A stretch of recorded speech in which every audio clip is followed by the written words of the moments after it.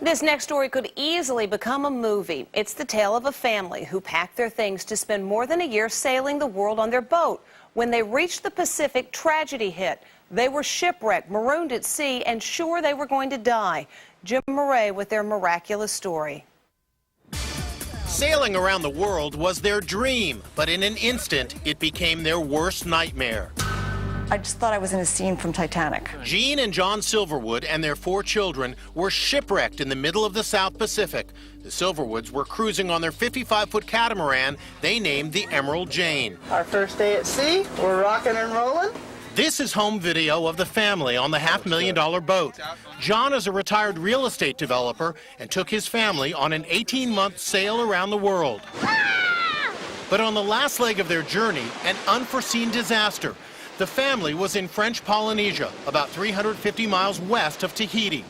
John's chart showed the dangerous coral reefs that dot the South Pacific, but there was one reef he overlooked. It was dark. They ran aground. Then a giant wave crashed down and destroyed the boat.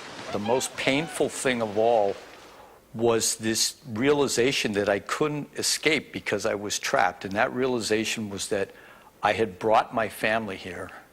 I was going to die, and they were all going to die after me. My 2 little kids are just huddled up on the sofa, screaming, "I don't want to die, I don't want to die." They set off their emergency beacon, which sent a distress signal. They even set off flares, but no response. Then things went from bad to worse. The mast on our boat is 80 feet tall. It's like an 8-story building, and that mast, it just came down like that, and it cut my leg off. John was pinned beneath the mast and lost 2/3 of his blood. Look at this aerial photo of the boat. You can see how large the mast is. His son Ben learned how to tie tourniquets in the Boy Scouts and stop the bleeding. Meanwhile, his sister Amelia was caring for the younger kids. Well, I was telling them to calm down, telling them everything was going to be fine, when inside I didn't know if everything was going to be fine. I felt like it wasn't. Jean says her younger daughter wondered whether she was about to die. She looked at me and she said, "Mommy, if I go to heaven, would you come with me?" They set off their satellite beacon one more time, hoping someone would finally respond. The beacon signal bounced off a satellite and reached a Coast Guard station in California nearly 9,000 miles away. That signal showed the family's exact location, but the Coast Guard had to mobilize Polynesian authorities to rescue them in time.